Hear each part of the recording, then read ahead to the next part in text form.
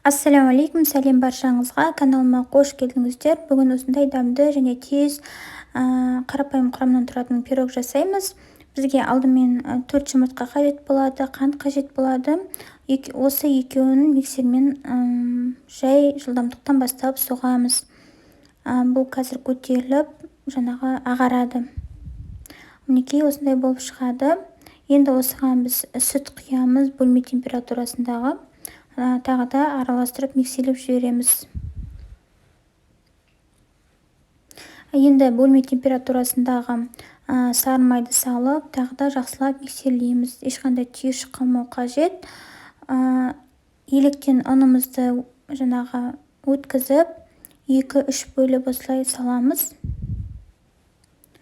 Ұн електен өткізілген болу қажет, себебі біздің болашақ пирогымыз үлпілдек болып шығады. Енді разрыхлитель саламыз, қопсытқыш, және де шым-шым тұз саламыз. Тағы да ең соңғы рет араластырып жібереміз. Бізде осындай консистенция шықты. Қоймалжың масса, мен пергамент жайып алдым формаға. Енді осыны жаңағы формаға құямыз. Біркелкі етіп жайып шығамыз формаға.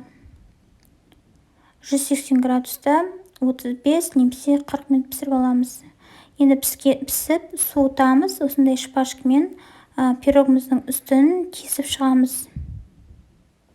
Барлық жерін.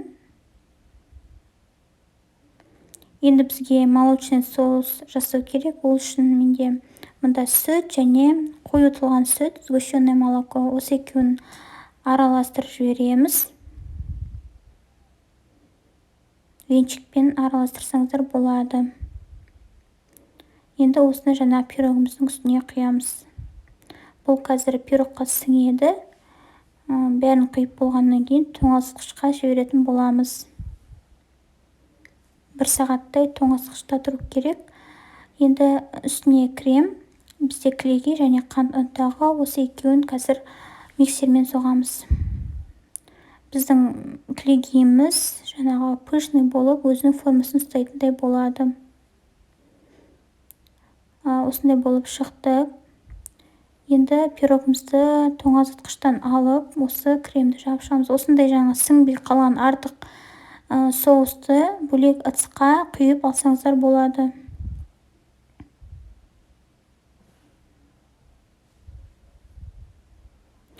Жаңағы кремімізді үстіне салып жағып шығамыз. Кремді жақпасаңыздар да болады.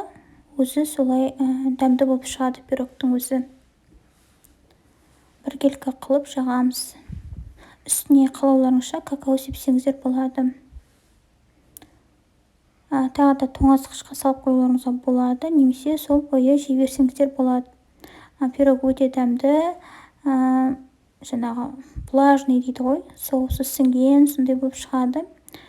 Міндетті түрде жасап көрулеріңізге кеңес беремін. Разрезі осындай. Және каналыма тіркеліп, менің келесі видео рецепттерімді жіберіп алмас үшін төмендегі қоңырауды басып, уведомление қойып қойсаңыздар болады. Барлықтарыңызға рахмет.